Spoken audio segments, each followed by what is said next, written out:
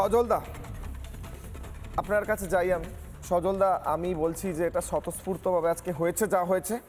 এর আগে মুর্শিদাবাদেও স্বতঃস্ফূর্তভাবে হয়ে গেছিল। গোটা রাজ্য জ্বলছে, ফারাক্কা জ্বলছে, উত্তর দিনাজপুর জ্বলছে, চাকুলিয়া জ্বলছে, সমুদ্রগড় জ্বলছে, বেলডাঙ্গা জ্বলছে। মুখ্যমন্ত্রী বলছেন আমি কি করব বলুন, মব এসে যাচ্ছে, অনেক লোক এসে যাচ্ছে, আমি কি করব? আমি বলছি যে মুর্শিদাবাদের জ্বলনটা তো নতুন নয়, সেই সিএর সময় জ্বলতে দেখেছি, তারপরে আমরা ওয়াকফ নিয়ে জ্বলতে দেখেছি, আজকে ঝাড়খণ্ডের একটা ঘটনা নিয়ে জ্বলতে দেখলাম। আমার বক্তব্য হচ্ছে ঝাড়খণ্ডে যে ঘটনাটা ঘটেছে দুর্ভাগ্যজনক, কিন্তু ঝাড়খণ্ডের সঙ্গে এসআইআরের কি সম্পর্ক? মুখ্যমন্ত্রী যেটা বললেন সেটা বুঝতে পারলাম না। রাজ্যে যে পুলিশ প্রশাসন আছে এটা নিয়ে আলোচনা করার কোনো যুক্তি নেই, কারণ সেটা মানে সোনার পাথর বাটির ব্যাপার হয়েছে। আমার প্রশ্ন হচ্ছে যে বেলডাঙ্গায় কি ঘটেছে? বেলডাঙ্গার ছেলে সে ঝাড়খণ্ডে কাজ করতে গেছিল, সেখানে সে আত্মহত্যা করেছে। এবার আত্মহত্যা করার পেছনে কোনো ঘটনা থাকতে পারে, ষড়যন্ত্র, খুন হতে পারে, কিছু হতে পারে। ভাই, ঝাড়খণ্ডের মুখ্যমন্ত্রী, তুমি এক টেলিফোন করলে তোমাকে একটা হেলিকপ্টার পাঠাতে পারে, সেই ভাইপোকে ফোন করলে একটা হেলিকপ্টার পাঠাতে পারে, সেই ঝাড়খণ্ডের মুখ্যমন্ত্রীকে তুমি টেলিফোন করো, সেই ভাইপো করেছিলেন স্যার টেলিফোন, আমি আপনাকে অ্যাড করে আমি বলছি, কিন্তু তাতে কাজের কাজটা কি হয়েছে, ঘটনাটা কি ঘটেছে, সেই ঘটনাটা তো সামনে আনতে হবে। আমি বলছি বিএলও তো কালকে একজন আত্মহত্যা করেছেন, কই রাজ্যের তামাম বিএলওরা তো রাস্তায় নামেননি। আমি এই সংঘবদ্ধতাকেও সম্মান করি। হিন্দুরাও যদি সংঘবদ্ধভাবে প্রতিটা ক্ষেত্রে রাস্তায় নেমে প্রতিবাদ না করতে পারতো, এইভাবে টায়ারটা যদি জ্বালাতে পারতো, সে দীপু দাস হোক, হরগোবিন্দ দাস হোক, চন্দন দাস হোক, সরকার প্যারালাইজড হয়ে যেত, সরকারের বাবার ক্ষমতা নেই। আমি বলছি হিন্দুরা যখন, হিন্দু মুসলমান বাংলার সমস্ত ছেলেরা যখন সল্টলেক স্টেডিয়ামে সংঘবদ্ধ হয়ে গেছিল, ক্যাচ কলা করতে পেরেছে প্রশাসন, পরে দুজন চারজনকে কি গ্রেপ্তার করেছে যায় আসে না। আমার বক্তব্য এই সংঘবদ্ধতার অভাব আমাদের হিন্দুদের ভেতরে। আমি বলছি মুর্শিদাবাদ তো এখন ইসলামাবাদে পরিণত হয়েছে, মুর্শিদাবাদ তো এখন একটাবাদে পরিণত হয়েছে, ওখানে শরীয়ত আইন প্রতিষ্ঠা হতে চলেছে। ওখানে কেউ বলছে তৃণমূলের, কেউ বলছে যে 30%কে কেটে ভাগীরথীতে ভাসিয়ে দেওয়া হবে। স্বতঃস্ফূর্ততা, চুপ করে আছি। আমরা দেখলাম এই মনিরুল গত পরশুদিন বলেছেন যে রামের নাম থাকলে ছেড়ে দেওয়া হচ্ছে, রহিমের নাম থাকলে কেটে দেওয়া হচ্ছে।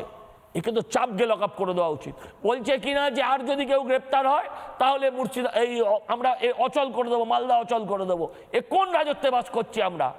আমি দায়িত্ব নিয়ে বলতে পারি, হিন্দু বাঙালি, হিন্দু মুসলমান কেউ এত সাম্প্রদায়িক ছিল না। এদেরকে সাম্প্রদায়িক করা হয়েছে, সাম্প্রদায়িক বিষ এদের ভেতরে ঢোকানো হয়েছে, আর যিনি ঢুকিয়েছেন তার নাম মমতা ব্যানার্জি। আমি বলছি শুক্রবার তো আজকে থেকে, এখন থেকে আমাদের মনে একটা আতঙ্কের বারে পরিণত হয়েছে, বিশেষ করে যারা মুসলিম অধ্যুষিত অঞ্চলে থাকেন সেই সমস্ত হিন্দুদের। আমি আপনাদের কাছে প্রশ্ন করতে চাই, আমি ছোট ছিলাম, আমার বাড়ির সামনে মহরমের মিছিল যেত, সেই মহরমের মিছিল থেকে আমরা শরবত খেতাম, একটা কাঠের তরোয়াল, তাতে রাংতা দেওয়া থাকতো। কই, আমাদের তো কোনো সমস্যা ছিল না, আমার বাবা মতো শেখায়নি যে ওখানে যেও না, তারা তো হাত ধরে নিয়ে যেতেন। কিন্তু আজকে বাংলাটাকে কোথায় এনে দাঁড় করিয়েছেন?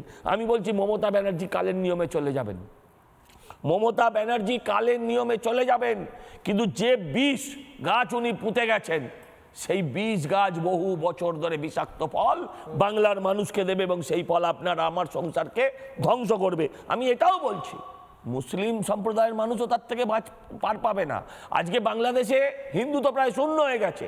বাংলাদেশে আমরা এখানে চেঁচাই দীপু দাস মরলে পড়ে, কিন্তু বাংলাদেশে মুসলিম কত মানুষ মরছে সেটা তাকিয়ে দেখুন।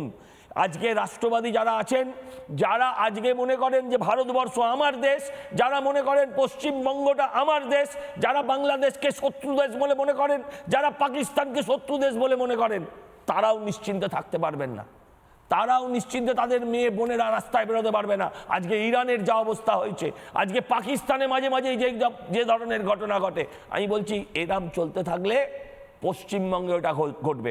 আমি কেন্দ্রীয় সরকারের কাছে, আমি হতে পারি বিজেপির একজন মুখপাত্র, আমি দাবি করব যে মমতা বন্দ্যোপাধ্যায়কে রেখে যদি নির্বাচন করতে যাওয়া হয় সেটা বোকামি হবে। এত রক্ত বইবে যে স্বাধীনতার পর থেকে কোনো নির্বাচনে এত খুন, এত রক্তাক্ত হয়নি। এবারে নির্বাচন যেদিকে চলে যেতে চলেছে, তাই বলছি এই সরকারকে ফেলতে হবে। কোথাও শহীদের মর্যাদা পাবে না।